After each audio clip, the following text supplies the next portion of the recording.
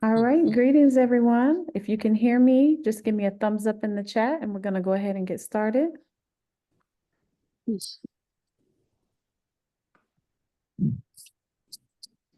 All right, I see one thumbs up. Beautiful, beautiful, beautiful. Well, I'm going to move forward because we are a little behind time. Greetings everyone who's joining this session. My name is Sister Raina Turner-Greenlea. I'm joined here by our graduate student researchers to present the State of Black Sustainability Report this year. We are honored to be here and are excited to share information back. Now, this share back does not mean that you all cannot still provide feedback. It doesn't mean that you all cannot put things in the chat, ask questions, and even come off of mute when it's time to add in some additional pieces that may have been missed. So I just want to call that out, and I'd like to go ahead and move forward so we can get started. I see our researchers here and excited for them to get started and share back with what we have. So without further ado, we want to give thanks to those that made this possible. There's an organization called Second Nature, and would really like to shout out the person behind it. It's not always the organization, it's the relationships that are made there. Blythe Coleman Mumford has been a very big supporter of Black sustainability, and she currently is employed with Second Nature. And that organization, through that organization, she's been able to direct resources to Black sustainability to really support the development of a State of Black Sustainability report that just had not existed. We have different reports in specific industry houses or sectors. But there has not been a comprehensive report. And so through strategic partnerships, Second Nature plays a crucial role in propelling climate action forward, making substantial impact on the journey toward a more sustainable and resilient future. In their contribution of a $15,000 grant, we were able to tweak it, expand it, and make it happen for us to work with not only our HBCU students, but those that are at minority serving institutions. So we've already gone over our mission and vision for the organization to mobilize sustainability practitioners of African descent to build or rebuild sustainable communities and economies to restore balance to our planet. And our vision ultimately is to have a connected network of African people. For those that are not speaking, if you can go on mute, that'd be very helpful. A connected network of African people with access to the resources, funding, and opportunities to work together and apply nature-inspired and environmentally respectful practices in their communities. The team that contributed to this, this would not be possible if it were not for contributions by Dr. Nene Igietseme, Sister Kandake Wallace, Sister Leah Hamer, Sister Omotola Oladapo, and Sister Autumn Dancy. And they're representing Florida A&M, whoop, whoop, Clark Atlanta University, Georgia State University, and myself and Nena represent multiple organizations for which we have obtained degrees. But it's not just about where we've obtained degrees. As my grandmama said, the first person that got a degree got it from somebody who didn't have one. And so when we ground ourselves in recognizing the wisdom that is possessed by those with degrees, without degrees, that shared lived experience and on the ground is so important. And so this report is not just by those in academia, it is by those who are living this. So excited to share back what we found, and want to shout out our team members, Dr. Nena, myself, Omotola Oladapo, research intern, and her focus was on public policy. She's now in a PhD program, and she'll share more about herself. Sister Elia is not joining us today, but she was at Clark Atlanta University and obtained her MBA.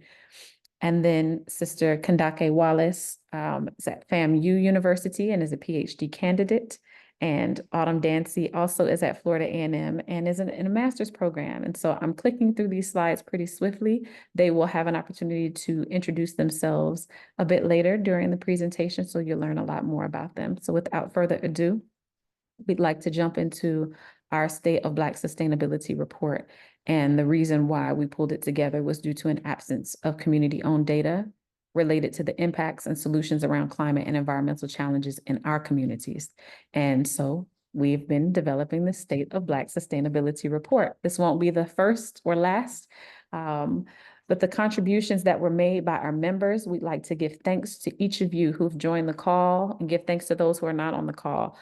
We reviewed presentations across 12 different disciplines. We call those disciplines industry houses. We've also reviewed over 177 presentations, notes, statistics, and highlights. The researchers pulled together 123 article and website citations that went into this. And we also conducted focus groups, 8 focus groups with over 30 of our Black Sustainability Network members to really ground this work. So a lot has been done. And this research role offered our students an opportunity for real life experience, portfolio development. It built awareness of Black and green solution providers that many of them had not heard of, and was a really great opportunity for them to learn how to support sustainable development of African communities across the globe. Omotola, I'm sure you're ready. I'd like for you to come off of mute, share a little bit about yourself, your background, and then let me know when you're ready for me to advance the slides so you can share back what you learned and some of the information as it relates to the industry houses that you reviewed. All right, I think I'm ready. Thank you so much, Ms. Raina. It's morning here and it's very early. I'm sorry. And so I'll just go straight into it. My name is Omotola Oladapo, and I'm originally from Nigeria. And I actually had my master's degree in public policy in Georgia State University during this research. But presently I'm in Portland, and that's why it's like 7 a.m. right now here. And I am currently studying public affairs and policy for a doctoral degree. And yeah, I think it was great working on this project. And that's really what I'll say about myself right now. Thank you for being here. And it was awesome working on this project.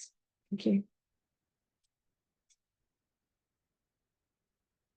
Oh yeah, so I was able to review 4 industry houses, which is alternative economy, eco building, community development, and water. But today I'll be sharing my experience working on 3 of these industry houses where I was able to put together detailed information about it. So firstly, alternative economy. To me, during this research, I was able to review over 32 videos about alternative economy from past summits, where I was able to gather information from different presenters over the years who have in-depth knowledge about alternative economy on how to have more passive income and not depending on the society for anything, but having to come together as a community to ensure that every money, every dollar in the Black community comes back to us, most especially. So one thing that stood out for me while I was researching about this industrials was that alternative economy industrial is committed to redefining economic practice to empower African communities and promote self-sufficiency through innovation, cultural support solution. And some of the ideas that were shared was having a social system, having land banking, time banking, having network marketing, and also having to make passive income while sleeping. So I will go straight to the goals that I actually saw during these things. And I think all the 32 presenters actually focus on these goals. And the first one is to empower our community. How do we empower our community? This is where we come together as a Black community to support each other, come together to look for a way to be dependent on what we can actually bring to the table and not think about how we have to depend on the government for everything that we want. And secondly, to promote sustainability. How do we promote sustainability in Black community when it comes to alternative economy? This is when we all decide to come together to create generational wealth by ensuring that whatever we have right now in the Black community can be passed down to generations to come. And also to encourage entrepreneurship. This is where we all bring our ideas together to look at the resources that we have available to us and also make good use of them to generate income and produce needed items that are needed in our community, and also to educate and train others. How do we get this done? Um, and I think most of the presenter actually talked about how we can mentor and also train others, almost especially the younger generation, so they could have an understanding of what it is to create wealth for themselves. And also, by the time they are old enough to start their own business or stand on their feet as an adult, they know what it is and what it entails to have their own business and also take experiences from the past people to implement whatever they have to do, coupled with the knowledge they have from school. And then lastly, advocate for change. This cannot be overemphasized. We all need to advocate for change in our community as much as possible. And we have to do this with respect, understanding that we all have the right to ask for change, most especially wherever we need it in our community, by ensuring that we have people advocating for change in the alternative economy system. Because I remember where they mentioned about green jobs, like a lot of Black people are not in that space, and we need to advocate for that to happen, where we have other races working in those green jobs and making good money and also impacting the world at large. So we also need Black people to be there. So the challenges that were mentioned was gratification or gentrification. We all know what gentrification means, because I think I knew what gentrification was, but I never knew the word gentrification meant that. So I was able to understand that when people have opportunity to have wealth from their parents, from past generation, but over time they have to give it over to some set of people who are coming over to buy the land and then turn it to a commercial place, thereby leaving or losing their own inheritance to these people. So we need to stop this as Black community. We need to ensure that we have everything possible to ensure that we hold our weight to ourselves and even improve them to be able to pass it to the next generation. And then they also talked about wealth gap and economic disparity. So I'm going to connect this together with historical discrimination, because we all know, like, from our history or history over time, how we have this space between the white and the Black, and then how this has also caused economic disparity between these two groups. And the best way for us is to look at solutions that can be provided to ensure that this gap is closed. And how can this gap be closed? One thing that stood out to me during the research was that we need to be more of a producer than a consumer. So for the Black community, we need to look at ourselves and our resources. What are those things that we can produce rather than going to consume them and buying them over and over again, where we can actually produce them with the resources that we have. We know we are blessed. We know we have a lot of good resources available to us, but how can we turn this to wealth? How can we make good use of them for our own benefit? And I would go against the disparity in the green jobs. I mentioned a little about that when I was talking about the goals. So how do we create space for Black people to get opportunity to work in the green space, where we can all come together to look at the problems that are affecting our climate, how we can produce our renewable energy and all those stuff that can help the world as a whole to be a good place for us, and to ensure that we're able to pass this same health to the children to come terrors. And then lack of trust. So the lack of trust is majorly on the SSO system. And I'm very sure most of us on this call would have heard the word SSO system before. So it's more like a cooperative group where you all bring your money together and save it over time. And at a specific period of time, you get to have your money back. But a lot of people have gone into the system and have actually been disappointed, because at the end of the day, they do not have to get their money back. Because I was in one SSO system back home in Nigeria. I actually got my money back, but the issue was that I could not get my money when I needed the money. So I was, at the end of the day, I wouldn't have to do this. And then I don't have to tell everybody what I needed to tell them I want to use my money for. So that trust and that what's it called? Trust in them, and then having to think about you explaining yourself over and over again because you are in that system to everybody. So that was one of the challenges they also mentioned. And the solution that we proposed was, one, we need to acquire land and pass generational wealth. How do we acquire lands? We all have these resources given to us by our great grandparents and every other places that we've been. I remember when they were mentioning about people migrating from the urban from the rural area to the urban city. And once you migrate, those lands that were left behind and not being put into good use, and then they go, like, the structure keep depleting, and then at the end of the day, they are being sold out to some people that comes over and then use them for commercial uses. And this way we just lose what we have. We lose the land, lose the home. And that has also led to some of the problem of homelessness to some people.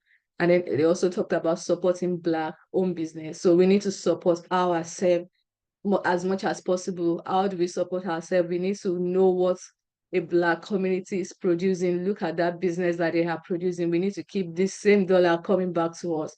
And if possible, invite more dollars to ourselves rather than getting to take them out of the Black community. Yes, Then, because I want to see the okay. one, two. That means that it's making the power festival. All right. So I will go straight to the community development. Yes. So for the community development, this is very, very also called the most, I want to say the most important research to me, because I really, really enjoyed researching this particular industry house, because it was more about community growing and also togetherness and sustainability. So community development industry, I was committed to fostering sustainable practices that empower communities and promote environmental stewardship. And I find a little link between community development and alternative economy. So the first goal that was shared was having to create wealth and job development. If we actually look back at the alternative economy, this is the same thing that the alternative economy was also talking about, creating generational wealth and also providing jobs in green spaces and other places. And how can this be this done? I think I remember one of the videos I watched, CJ Luffin talked about how he started a business of painting cars, repairing, and also doing so many things. And he did not just do that on his own. A lot of people did not believe in him when he started, but over time, he was able to create a massive business and also had to train the younger generation. And this way, he was able to create job and also create wealth for himself, which is going to be passed down to generations. And all and not just himself alone, but this is going to also affect the quality of life and standard of living of his community at large. And then there was a discussion about collective land management. So how do we manage our land? Because as a community, we need to cultivate our land and also plant and grow things for ourselves, ensuring that we have organic food to eat. Because I think coming to being in Nigeria, all we eat are organic food, but coming to Nigeria, to US, there've been a lot of inorganic. I'm always surprised when I go to the mall and I see organic here, inorganic here, and then you look at the price differences. And I get to find out that okay, this is how it is here in US. You need to understand that we have inorganic product that you actually produce with chemical, and we have those ones that are actually planted straight from the farm and they've grown well the way they should grow. So the Black community also need to focus on that part by producing organic food that we used to produce before. Because there was a video that talked about, I think it was in Oklahoma, where there's only one Black community store for people to get organic food. So we also need to focus on that part. And then lastly, it was safe and inclusive space. So we need to create a space where everyone is welcome in the community, no matter your quality of education, your wealth, wherever you're coming from. We should all feel at home together and having to be in the same space where we talk, celebrate each other, and also laugh and create an open space for everyone to share their mind and ideas. So, what are the challenges that were mentioned in these industry houses?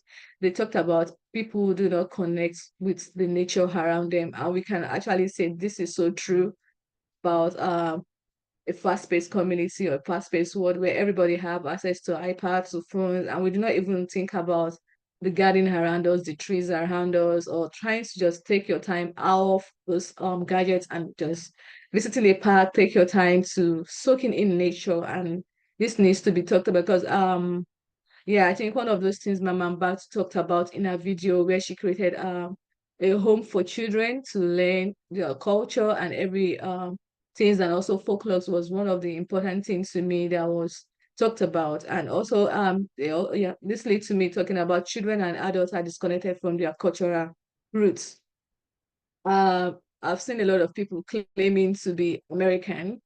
Actually, yes, is right, but you have a root where you are from, somewhere in Africa, from Ghana, from Nigeria, from Kenya. So a lot of children do not know their root. They will only tell you, my grandfather is from Ghana, but I am American. So we need to make them understand that this is where you are from. You cannot run away from it. You are Black, you might be, yeah, you are Black American, but this is your roots.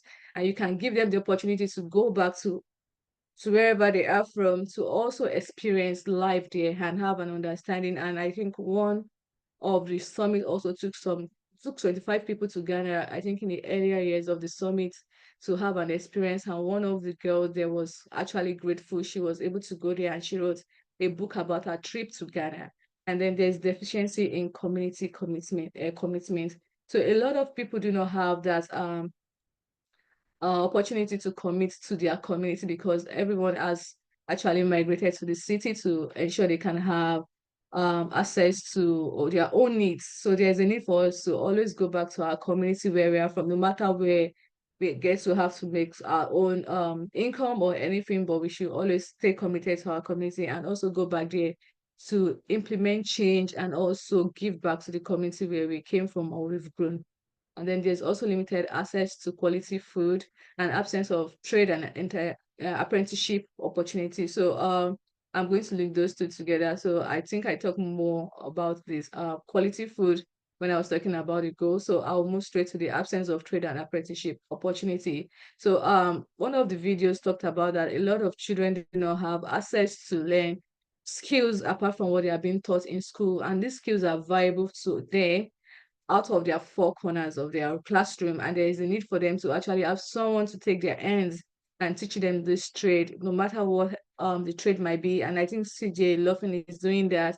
And also there's one of the doctors from Nigeria who also mentioned the trade system where you have to go learn from someone for 7 years, and when you are done, you get to have your freedom, and then the person set up a business for you. And I know that might not be so good right now in US, but there's a need for us to actually train these children in those trades, and they can actually have their own digital understanding because we are already in the digital space to make a great business by coming online and selling all these products to people. So I'll move straight to the proposed solution because I'm talking about that already. So there's opportunity for us to actually use the media to tell our stories. During the research, I checked online and there are a lot of stories about Black community which are not true because there's a need for us to go out there and share our true story and not allow someone else tell our story to the world, because we have great culture, we have great heritage, we have great resources that people need to know about, we have great businesses that have been carried out by Black community. So we need to go out there to share our story because everybody listens to the media right now. And the best way for us to make this known is to go to the media and tell our story ourselves and not giving others the opportunity to do that for us.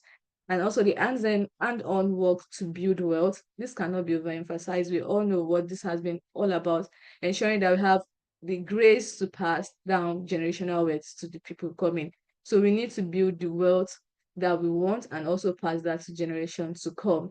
And then opportunity to grow food for sovereignty and also maintain African sovereignty, transforming schools into a sensitive outdoor space. And this is what Mama Batu did with our house in I think in yes, US Island, where she has children coming around to see artifacts that are from Africa, teaching them folklores, having them to sing and not restricting them to just a classroom alone, but having opportunity to go out there in the space to sing and dance and also connect with other children that are available. These are experiences that will always be with the children as long as they grow and will always be cherished. And then lastly, they talk about building solidarity, spirituality, and sustainability. These three S's come together and they are interwoven. If we don't have solidarity, we can't be so spiritual enough, and then we can't build that sustainability that we want.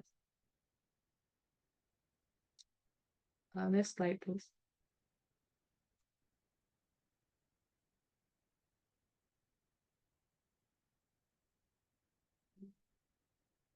Can you please move next slide? Thank you. Yeah, eco building. For eco building, I think we do not have a lot of videos on this building.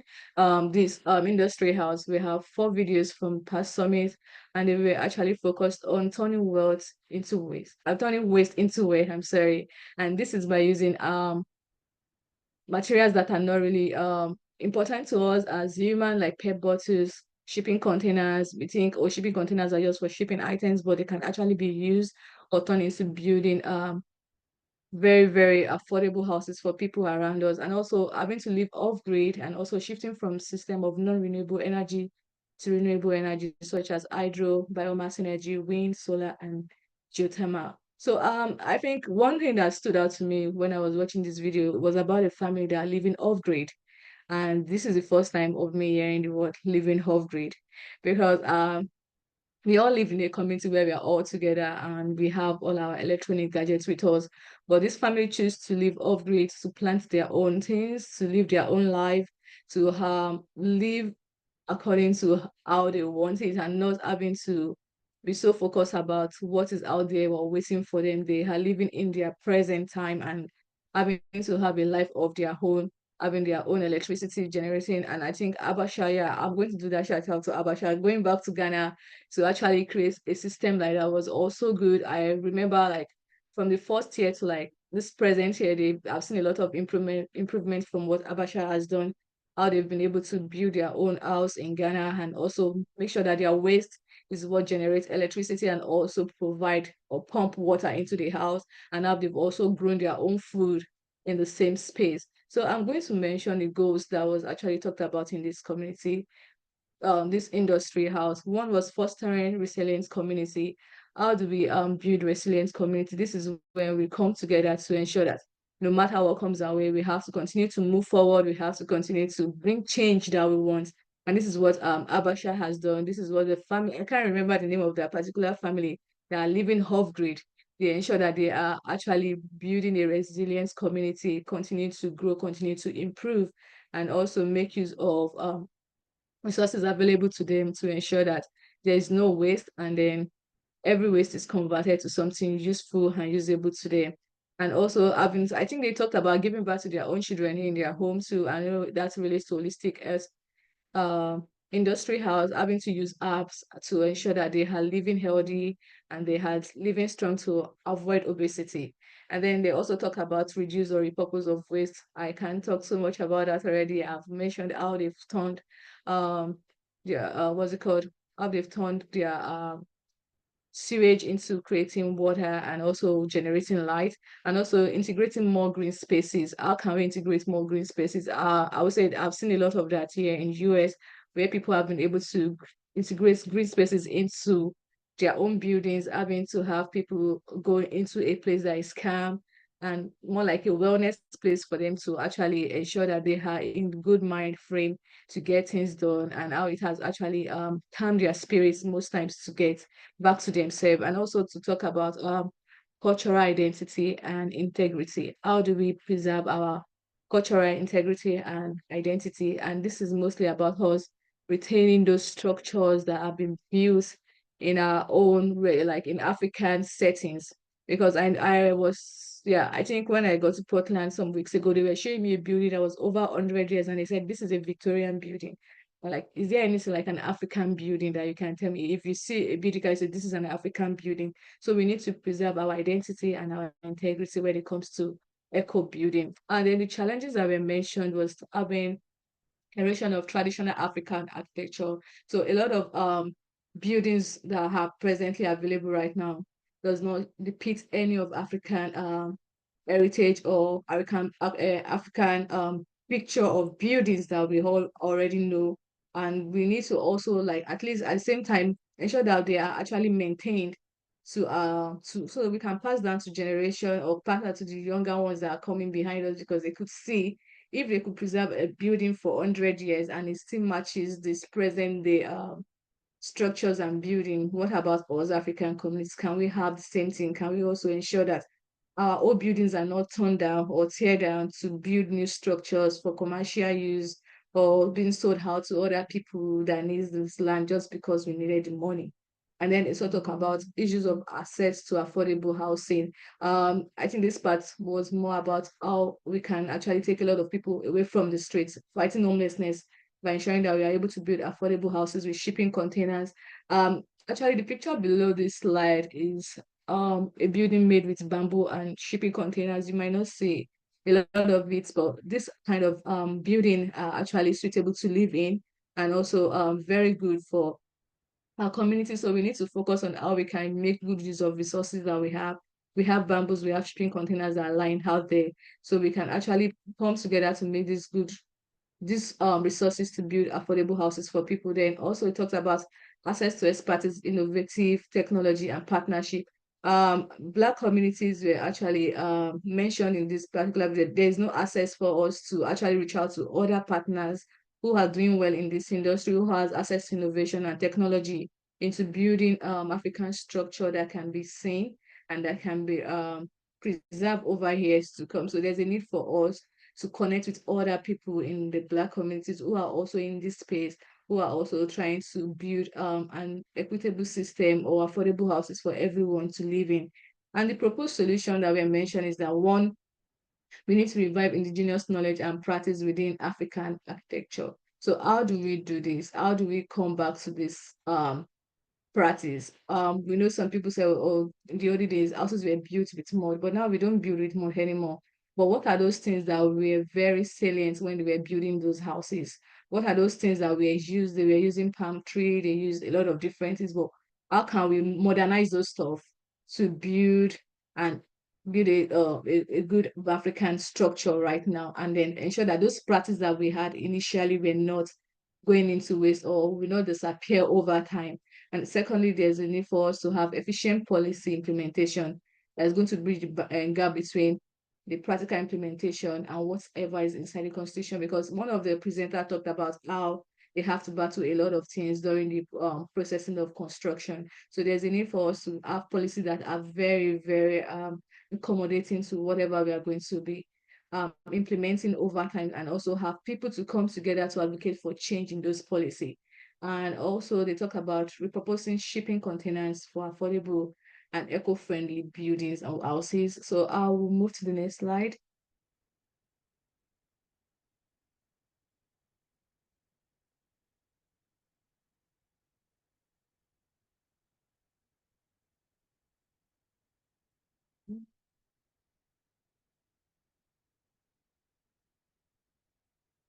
Can you see it? I've advanced it.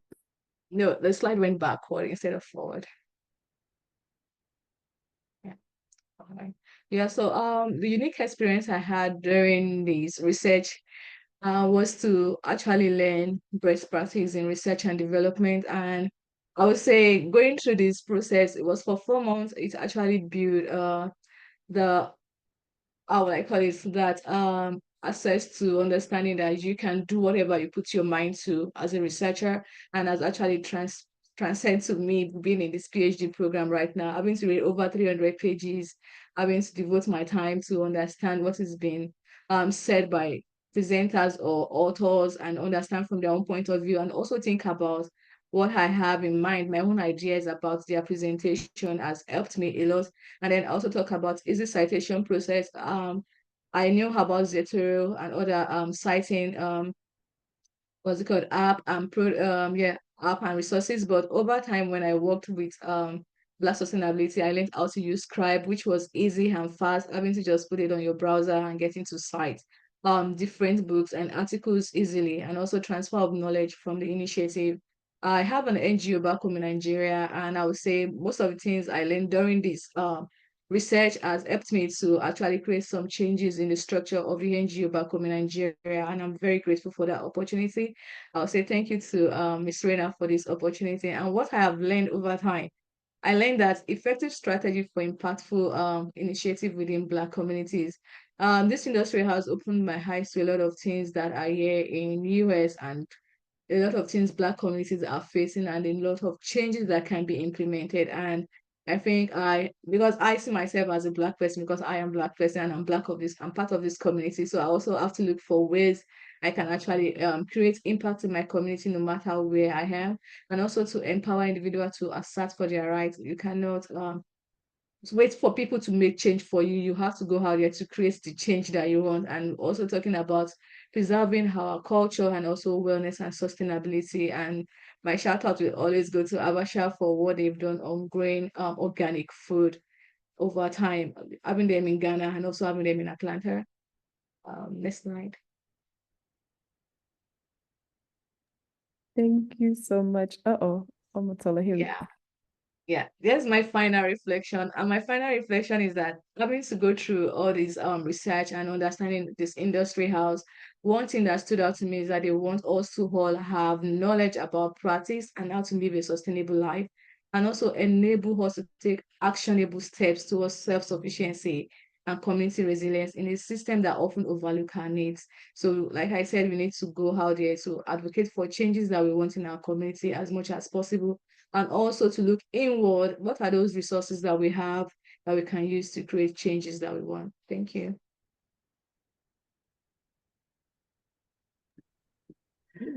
Let's see.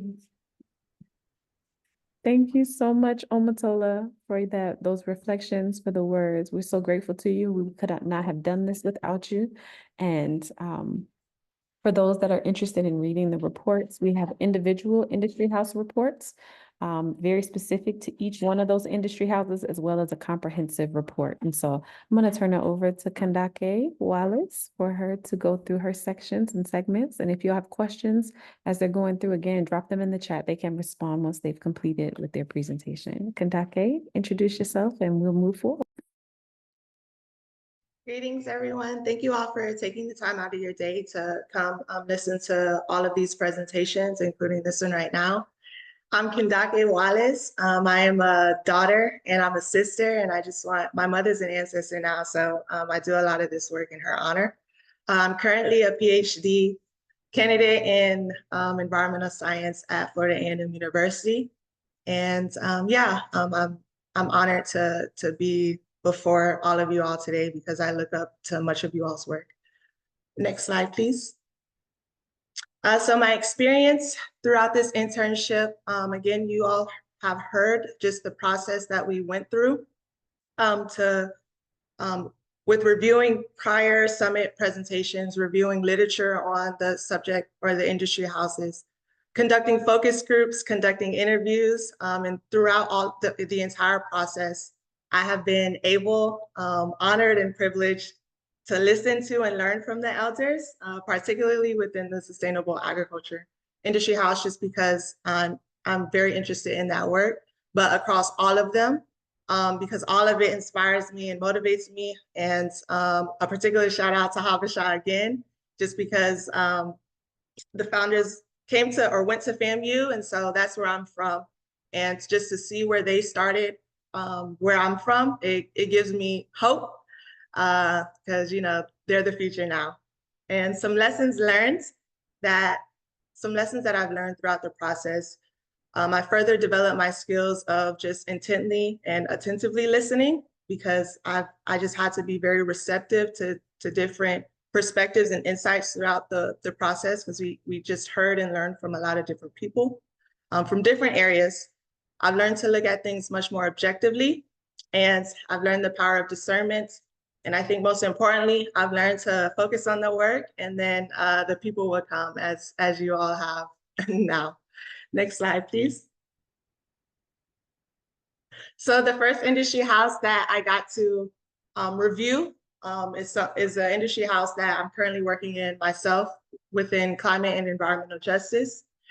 We know that the EPA has their own definition about what environmental justice is, with fair treatment and meaningful involvement of all people in regards to the environment. However, long before the EPA came up with that definition, we've had a lot of grassroots people, communities have their own opinions and their perspectives on environmental justice. For an example, the 17 principles. And so throughout the research that was involved, some of the challenges that were presented were in regards to climate and environmental justice, were exposure to environmental hazards, including poor air quality, water with soil pollution and toxic waste. We see that currently happening in Conyers, Georgia right now. We see a lack of access to green careers for economic mobility and environmental remediation.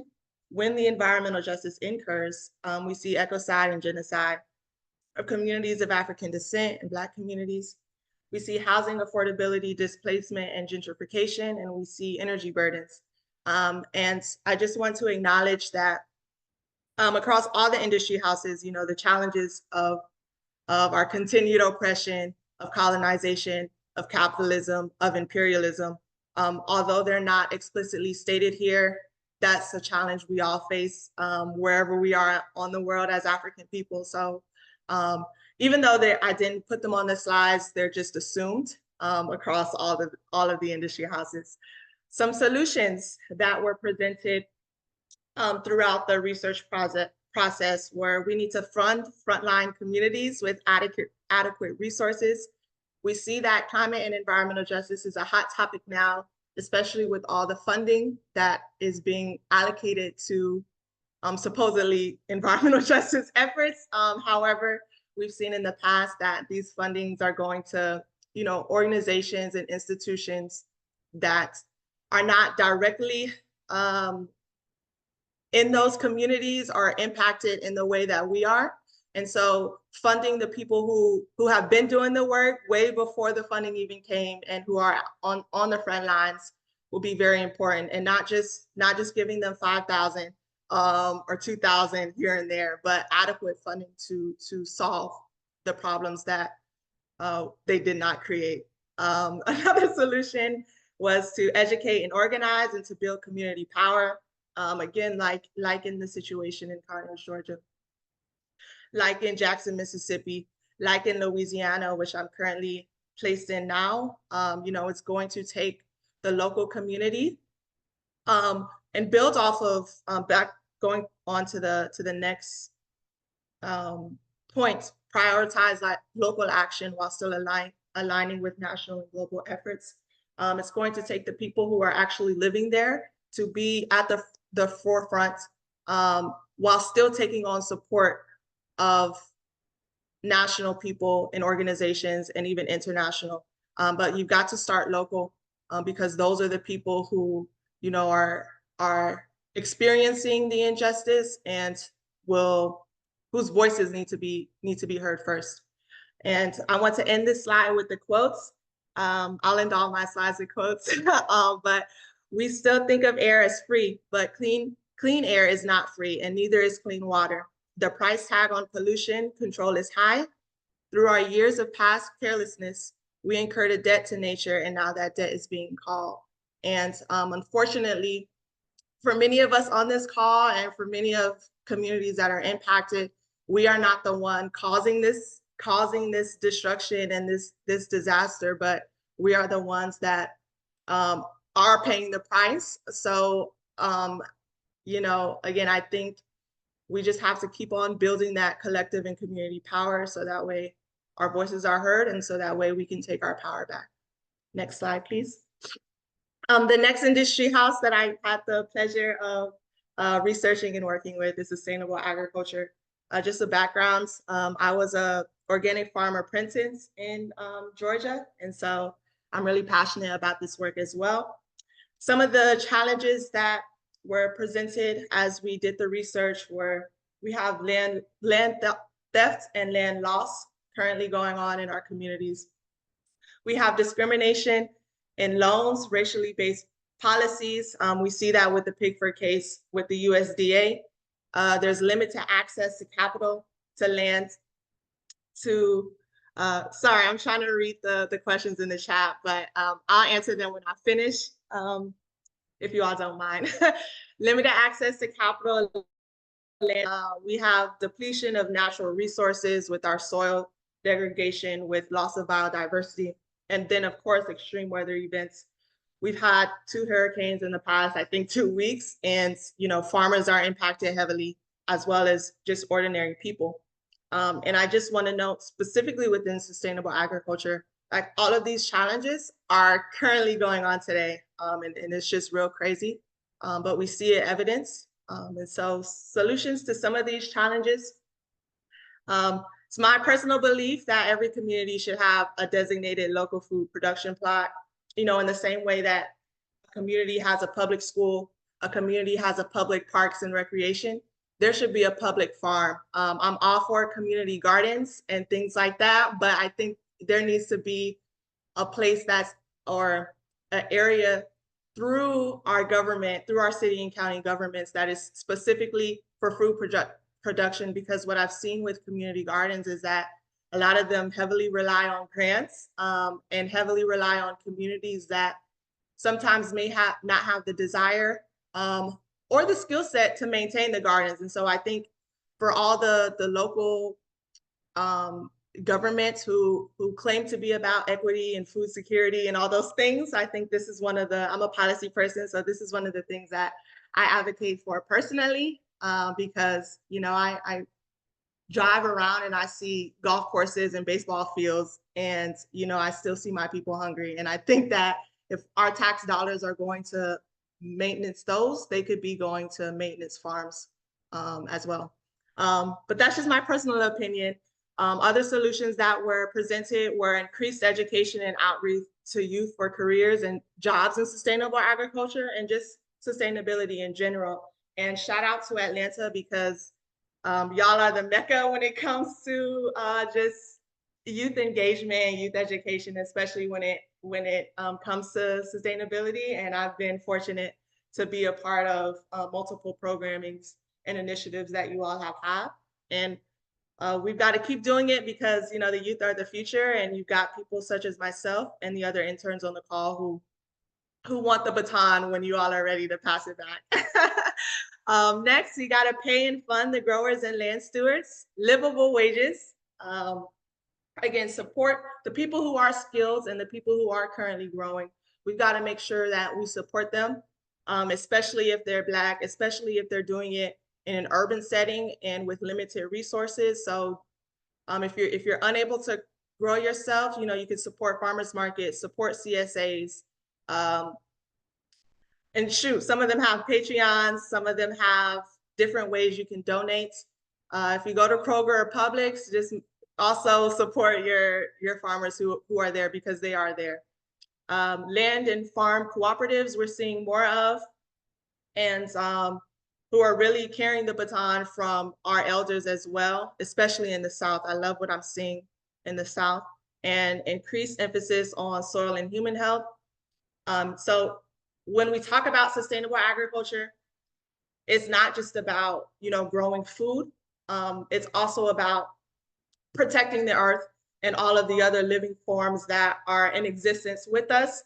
So not just thinking about, okay, we're just trying to address food security. Yes, that's a main point, but we're also trying to enhance what the earth is already giving us, because as we're seeing a lot of nutrient loss in the foods in some of the areas that we do grow. And shoot, if you're growing vegetables that don't have the nutrients that what they're known for, then there's no point. So also making sure that we're doing regenerative practices rooted in agroecological principles. The quote that I want to leave you all with this slide is that earth provides enough to satisfy every man's needs, but not every man's greed. And I like this quote here because there is this myth that, you know, there's scarcity, and, you know, you'll hear words like that when we have more than, the earth supplies more than enough than what we need. It's just a matter, like Sister Raina said in the beginning, it's a cultural thing. It's a cultural thing. Next slide, please. Preparedness. Again, another industry house that I'm fortunate to directly be working in, especially with my research and with my current fellowship here in Louisiana. So, and I just want to point out that although we're talking about, or although the emphasis is on preparedness as it relates to environmental catastrophe, the same can apply to, you know, social crises and just everyday life as well. Okay, I will. Sorry, I'm just seeing that. So some challenges that were presented during the research that we conducted on preparedness are, we have increased extreme weather events, you know, hurricanes, tornadoes, wildfires, flooding, extreme heat, drought, you name it. We're currently experiencing it now. And what the data is suggesting is we're going to have them in increased intensity and increased frequency. So, hey, the best time to prepare was yesterday, just like the best time to grow a tree was yesterday. So, you know, we can start today. Another challenge is there's unequal protection and unequal distribution of government funding. Hurricane Katrina is a good example. Oftentimes, again, those frontline communities are the people who are last to get the services that they need. Oh, that goes to my next point. Frontline communities often lack the resources, the capacity, or political power to prevent, prepare, and recover from extreme weather events. So these are the main challenges that were found in the research that was done. And some solutions is increased awareness and education on preparedness and emergency management practices. I think it's getting to the point now that, you know, everybody should know what your county, what your city government, the preparedness plans that they do have in place, the resources, and if, you know, the government, or whether local or state or even national, if that information is not presented readily, like that's another collective action that, you know, we've got to hold our government accountable for. And then in the meantime, personally, I like this preparedness cycle that was presented. It's a bit difficult to see, so I apologize. But also increase local community networks and support systems with regards to our essentials for survival with food, water, shelter, and clothes.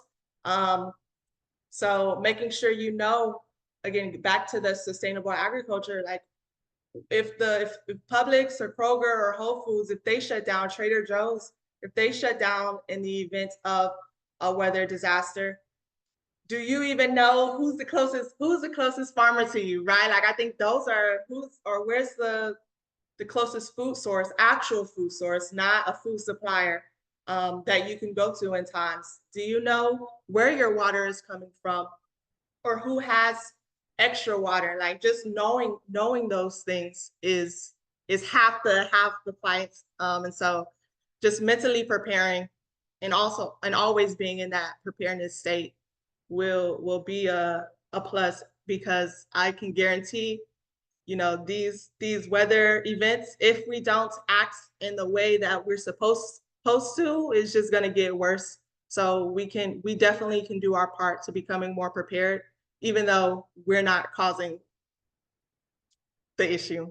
And so the quote that I'll leave you with is, sometimes it takes the natural disasters to reveal a social one.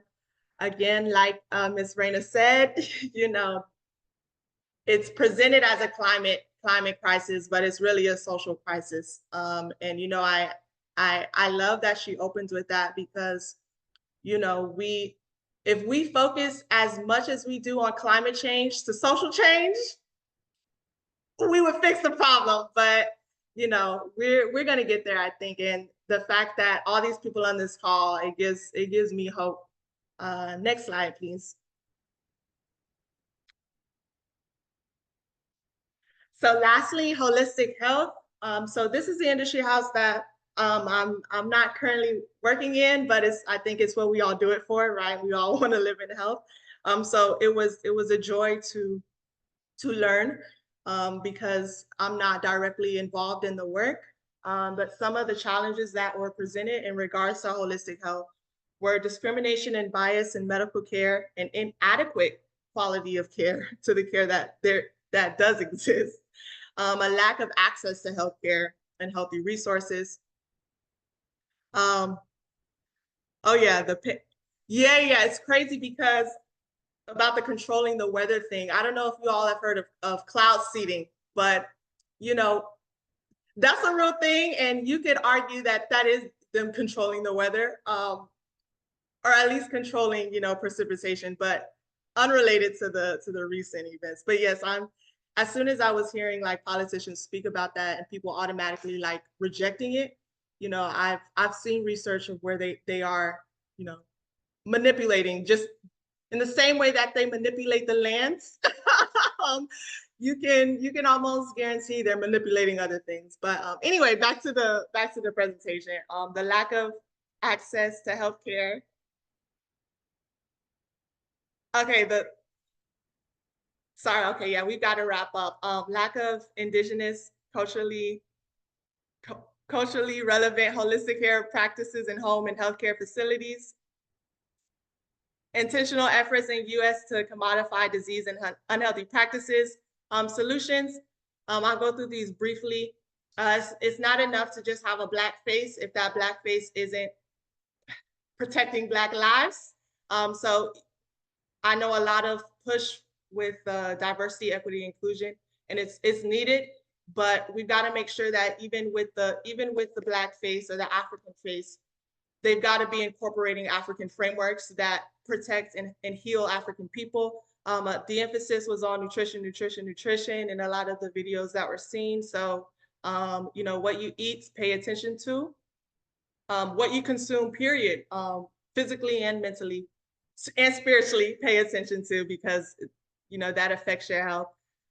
You know, we got to address social determinants of health, like race, income, zip code, become knowledgeable of indigenous ways of practicing health, which a lot of these people on the presentation, they're carrying those indigenous practices. So listening to them. And the quote that I'll leave you with is, health is a vehicle, not a destination. Keep your vitality. A life without health is like a river without water. Next slide, please. And I just want to close on some final reflections that I'm taking, or that I've learned throughout this process, that I'm taking with me on my future work within this space, that I thought would be helpful just to share. Act or be acted upon. I think it's self-explanatory. You know, people are making decisions that affect you, whether you realize it or not. And so we've got to take control, take our power back, take our self-determination back. Education and collaboration. When we were doing the focus groups, a lot of the people, when we were asking about, okay, what are the solutions? We got to educate our people. And then once the people are educated, we got to collaborate. And so valuing your relationships in your community is very, very, very, very, very, very, very important. Oftentimes, especially if you look at the recent hurricane events, you know, that cannot be the only time that we value our community, because, you know, we should be taking a proactive approach. And I know that we're all familiar with Ubuntu. We've got to actually live it out. And, you know, a lot of us are doing it, but I think sometimes we only care about community when we're looking for resources, when there is a disaster or when there is a crisis, and we're not actively cultivating those relationships as we're on good days, right? And so I'm grateful for this space, because Black Sustainability Inc. has been my community. Again, my mother is an ancestor now, so just having all of the women here has been very, very beneficial for me, and I just want to also give back. Align your behaviors with your beliefs. It's easy to talk.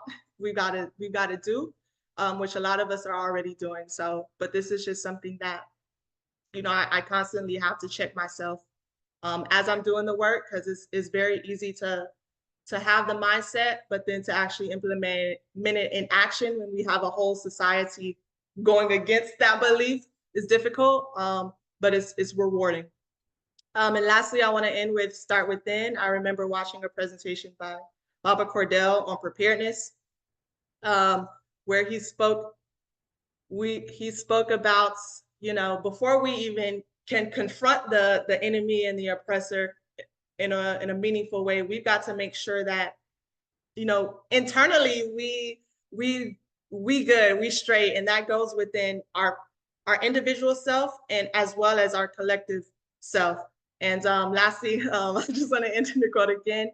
Grow where you are. Bobby Eugene Cook came to speak at FAMU, and he talked about this book from Pierre Rabhi, I believe his name is, who wrote this book called As in the Heart, So in the Earth, that discusses, you know, again, going back to that soil and human health and the cultural and social crisis that is going on.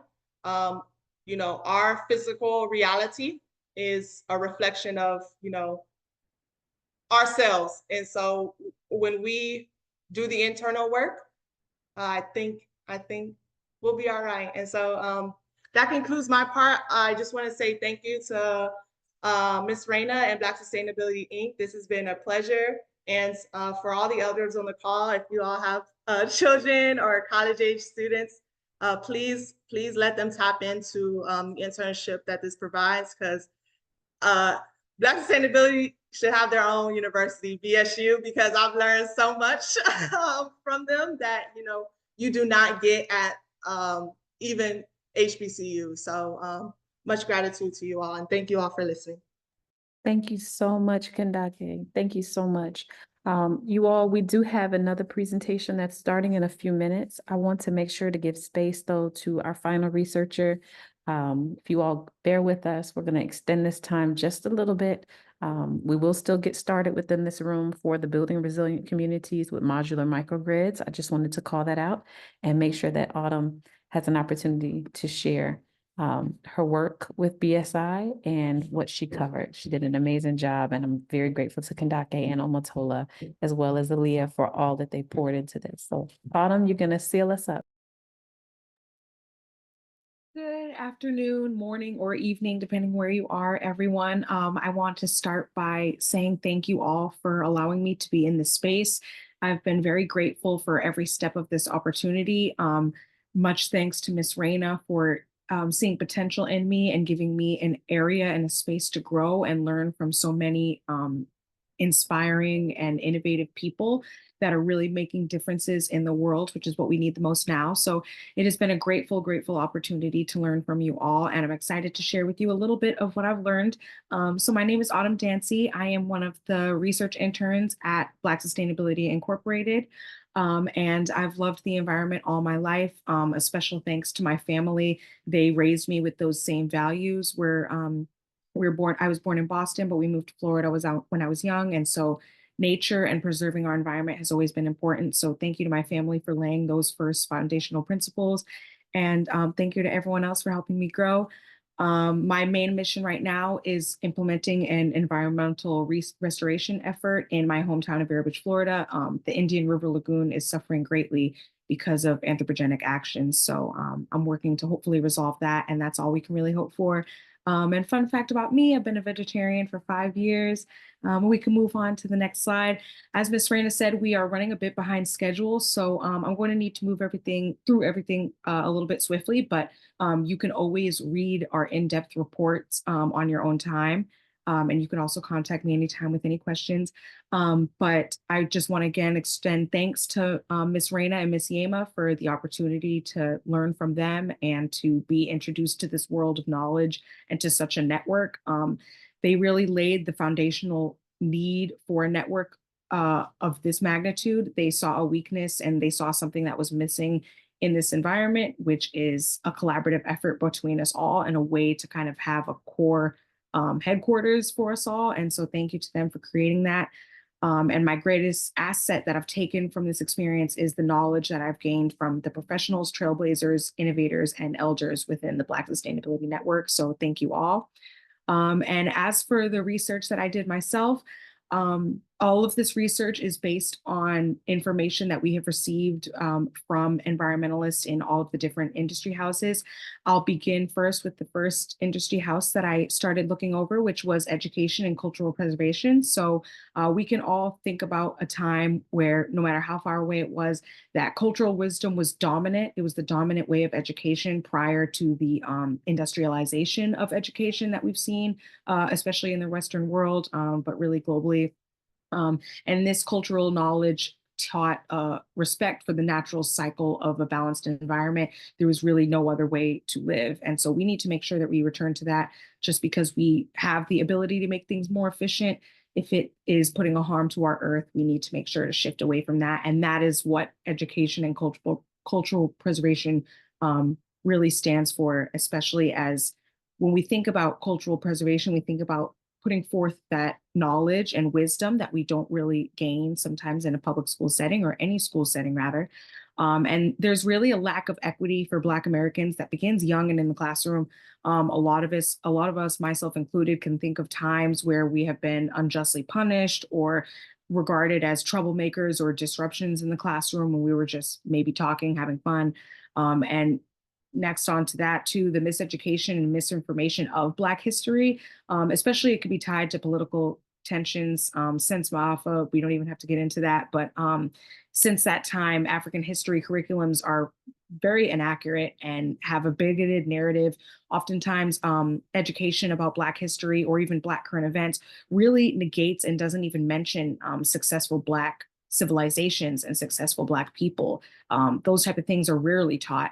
And even Ma'afa is taught with historical inadequacies and inaccuracies. So it could also be rare for students to see Black teachers in primarily white communities. And I believe definitely one of those foundational things that you need, especially for your cultural preservation and the preservation of an entire ethnicity, is seeing successful people from within your race as doctors, lawyers, and all of the above, especially educators as well. And these challenges vary. This is speaking to the Western world, but also all over the globe. In some countries, especially those with a history of colonization, which is a lot of countries, Black people are often underrepresented and just not prioritized in the school settings. Many Black communities face challenges in access to adequate education around the world, especially namely in France. The impact of Black people in French history is rarely mentioned in those areas, but there are also some other countries. Canada is one I can think of as well through my research, that they apparently do have some decent DEI initiatives that they really try to put forth.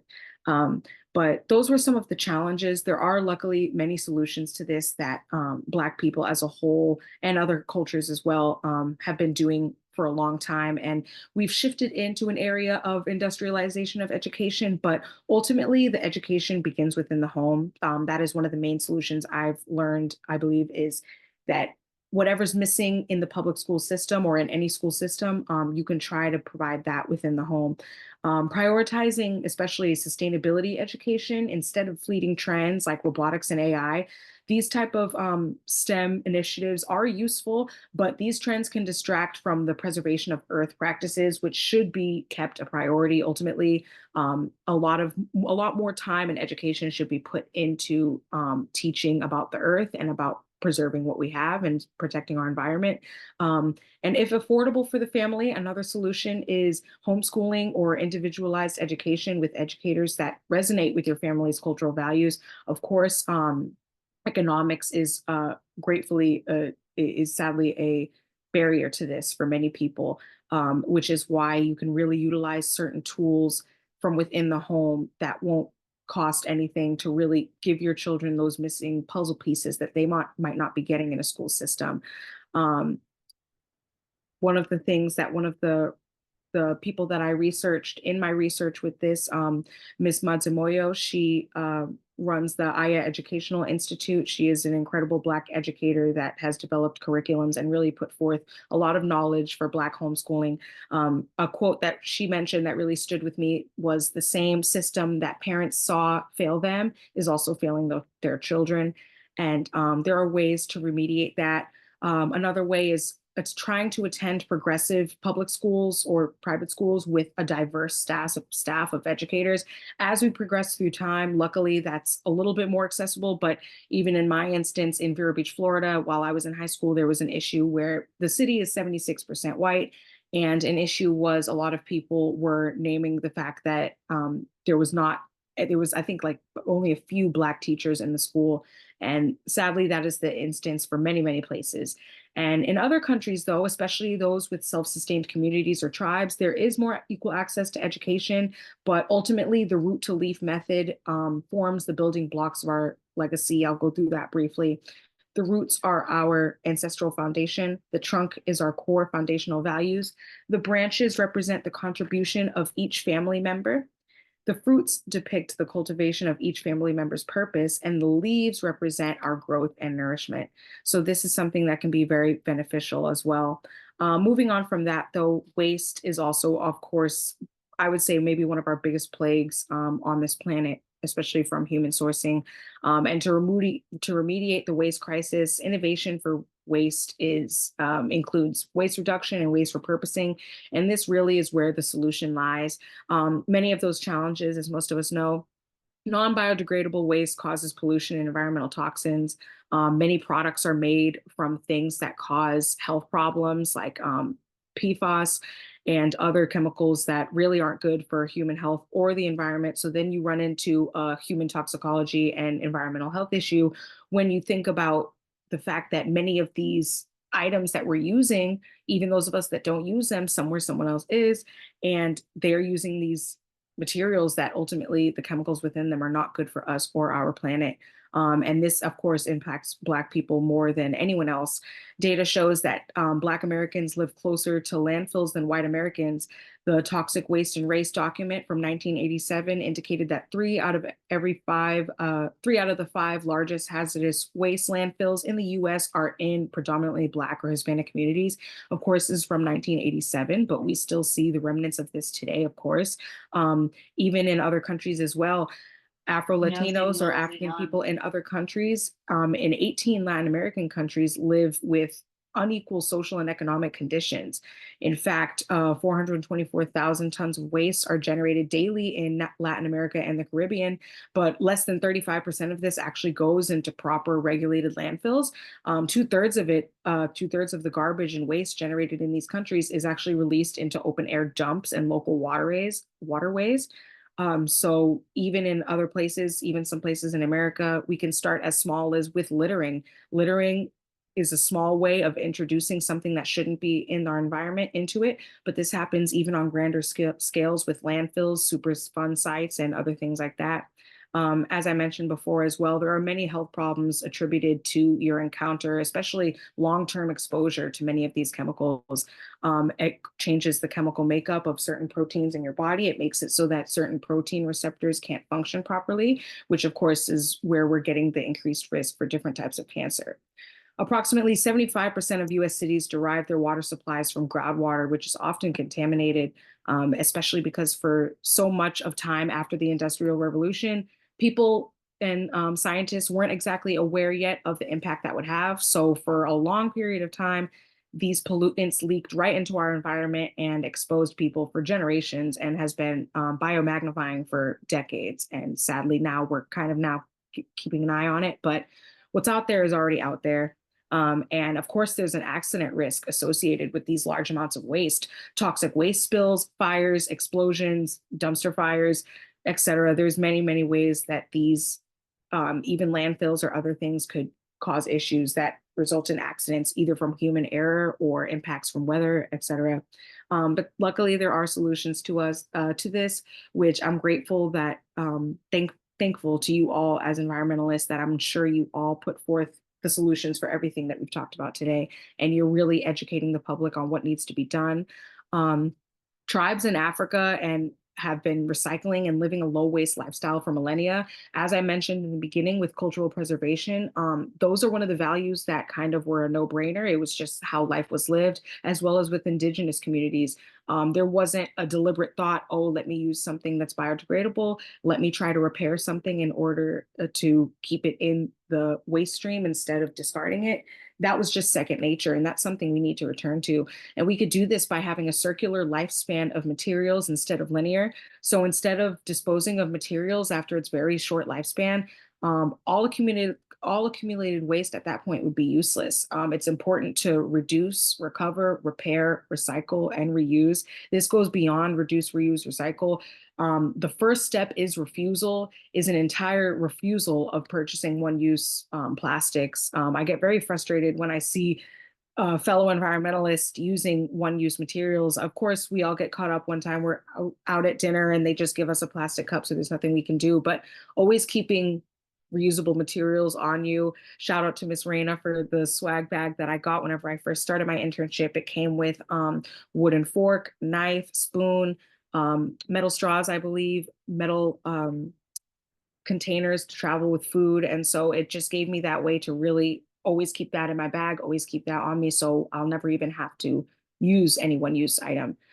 So definitely the refusal of that purchase. But if you're unable to do that, recycling what you used, repurposing it, reusing it, finding another use for it, and repurposing waste so that it is no longer waste. Instead, this can be a useful asset. We can also use this waste as another method of fuel, which brings me to my next industry house that I research, which is the alternative energy industry.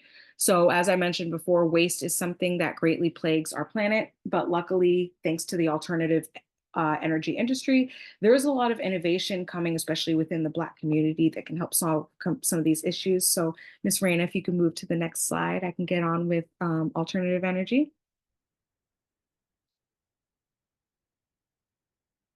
Thank you. So, as I hinted at, the environmental degradation from non-renewable energy sourcing, especially if impacts those from the African diaspora. That innovation is crucial for resolving this problem. And especially in this age of technological advancement, there's so many intelligent people, so much material to work with, so much technology to work with.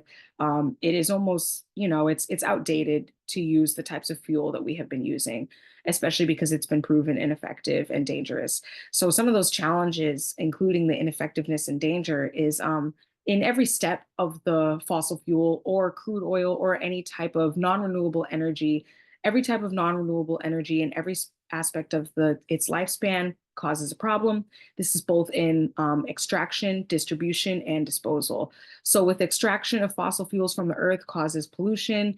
Miles and miles of land, hectares of land are deforested for the purpose of finding this oil, whether that's in the ocean or on land. And this causes major habitat destruction while also disturbing the communities that live there. And many of these communities don't even end up seeing the wealth that comes from mining for their resources. And then with the distribution, with tanks and crude oil transport ships, which ironically, they use crude oil as fuel, and they're transporting more crude oil all around the world. And this leads to the threat of many, many accidents like oil spills or any explosions, fires that causes death of both humans and all of the organisms that live there and drastically alter the ecosystem. We're still seeing the effects of the BP oil spill. Many people don't know that. A lot of that oil is going to be now in the water cycle forever. And the disposal, the last stage of it, during the fossil fuel life cycle, this leaves waste with nowhere to go. Ms. Raina actually educated me on this, that the wastewater from oil extraction in California, California farmers reached an agreement with oil companies near the area that the farmers could use the wastewater from oil extraction to water their crops. So if you consume, I believe it's the brand Cuties oranges, but this also, I saw that this is for oranges, almonds, many other crops grown in California that are shipped all over the country, are watered with wastewater from oil extraction. So be careful what you eat. It's sometimes hard to avoid. And this causes human rights violations, not only for our health, but if we even think about in the Congo, the mining of cobalt used for electric vehicles, we think of electric vehicles as a solution, which they are, even though it is currently at this time more sustainable to keep using used cars until those are pretty much ran into the ground, and then a shift to EVs has been proven more effective. But the mining of cobalt for electric vehicles has caused the Congolese genocide. And there's also a risk of accidents with detrimental consequences, like I mentioned, oil spills and fires. And there's some data that I'll hint at. The design of where these mining areas go for the mining of resources to be used, these non-renewable resources to be used for energy. Many of these are right in Black or African communities from all over the diaspora, all over the globe. And this directly impacts us most of all. So the design for where oil is mined and where it's processed, where it's distributed, it's very deliberate. 1 million African Americans live within 0.5 miles of a fossil fuel facility. 6.7 million live in close proximity to a refinery. 78% of African Americans live within 30 miles of a coal power plant, yet are only 13% of the US population. This is in comparison to only 56% of white Americans live near a fossil fuel source. African Americans, because of this deliberate design, have a 54% higher chance of health issues like asthma, as Black and Latino people inhale 56 to 63% more pollution than they produce, while white people breathe 17% less. So redlining and all of those things of where this design of these communities has been done very deliberately to expose certain people while protecting others. There are solutions to this, though. Many are coming from within the Black community with community-controlled funds, underserved populations can maintain ownership of its infrastructure. And this includes energy sourcing, using waste to fuel technology, which I mentioned when discussing the waste industry house. Methods like pyrolysis, production of cellulosic bioethanol, and biodiesel transterification and anaerobic digestion to yield biogas. Biogas is formulated by microbial fermentation and occurs in anaerobic environments with ample quantities of organic matter. This can include areas of water bodies, especially those on the coast, stagnant water, or even the digestive tract of animals. And this waste, one could think of it, detritus, whatever it may be, this waste can be used and repurposed as fuel rather than using non-renewable resources. We can shift to renewable resources. Of course, this includes solar, biofuel, wind, hydrofuel, waste to fuel, and geothermal energy. So there are many, many energy sources that we can utilize on this planet. And luckily, we're having the innovation to do that. And I would also like to mention, before moving on to our next slide, which will be green lifestyle. Green lifestyle is a great way to wrap this up because it really highlights some of the solutions that are coming from within our community and all around the world. There are many, many people that I researched while doing this collective of information for these different industry houses, many people within the BSN network and people I found out about outside of the BSN network that are really doing amazing things, putting forward thinking and innovation to fix some of the problems that the environment is having. And especially a shout out to all of you. You're doing the work that really needs to be done. Again, you're seeing where there's a weakness and you're improving it and you're bridging that gap. And that's what the most important work is actually starting with these grassroots efforts and really putting forward the work that needs to be done. I didn't have time to mention everyone, but if I could, there were so many people that I would shout out. Ms. Tanita Gray is especially aspiring with shoe waste. She repurposes the waste from shoes in landfills to reuse the materials for other things. There are just so many different efforts going around the world that are really inspiring to me. So thank you all for doing that. Please never stop and please keep innovating. And this all ties together to a green lifestyle, which most of us live, but it is very important that we teach others to live the same. So a green lifestyle can be seen as an overall solution for many of the challenges that I mentioned. The impractical methods and overconsumption of resources that we have in this modern day and age have caused people to really return back to the original roots of just living a green lifestyle, which is objectively how humans have naturally always lived and how we should live, because we were able to succeed with that. And so we should continue with that. There is a way to meet human needs while in tandem meeting the environment's needs. There is a way to do both. We've done it before. Many of us do it now. The challenges I will highlight and the solutions I split into the food industry as well as clothing because I apologize. We are going to have to get ready to pause. I hope that people can read through the bullets. The other presenter, we're about 15 minutes behind. You have done a phenomenal job, and I'm so sorry that we have to stop you because you did an excellent job outlining these challenges and solutions. Perhaps we can provide also a recording after this where you can record the remainder of it and I can merge it into this recording because I do not want folks to miss out on hearing what you have to share. But I do have to pause us on time. We have gone severely over, but thank you so much. I don't know if you have any last closing words and then we'll seal up and turn it over to the next presenter. Absolutely. Just to sum this up, basically a green lifestyle can solve all the issues we have. Make sure what you're eating is clean and sustainable and make sure what you're wearing is the same.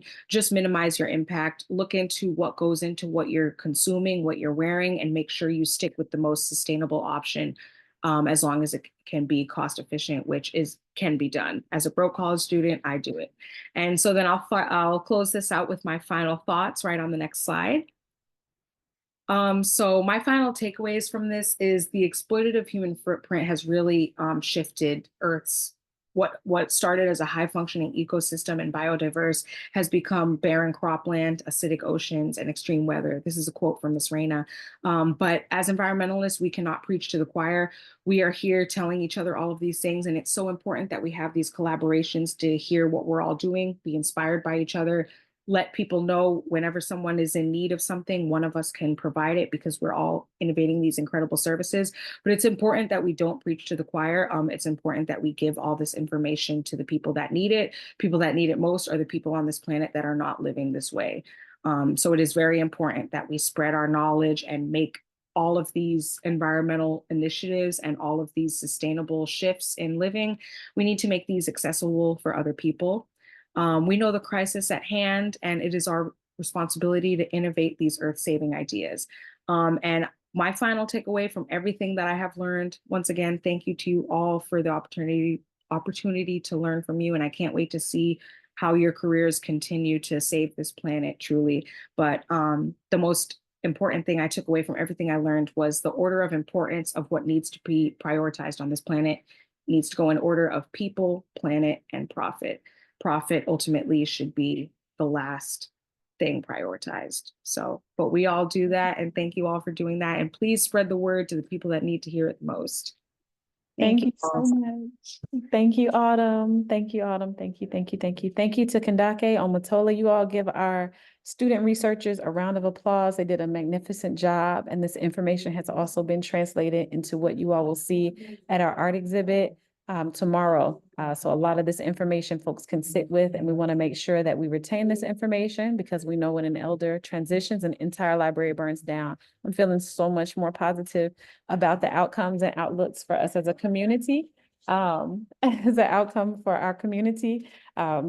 Because we have folks like Autumn, we have folks like Kandake, we have folks like Omotola and Aaliyah that are really leading this charge and fully get it. So give them a round of applause, put any questions that you have in the chat, and we will continue and expand on this recording for Autumn's section so that we have a fully comprehensive presentation for her at that time. All right, thank you all so much. We're gonna stop this sharing and we're going to move on to the next presentation that we have. Let's see, I believe it's Jordan Taylor and Sister Aquia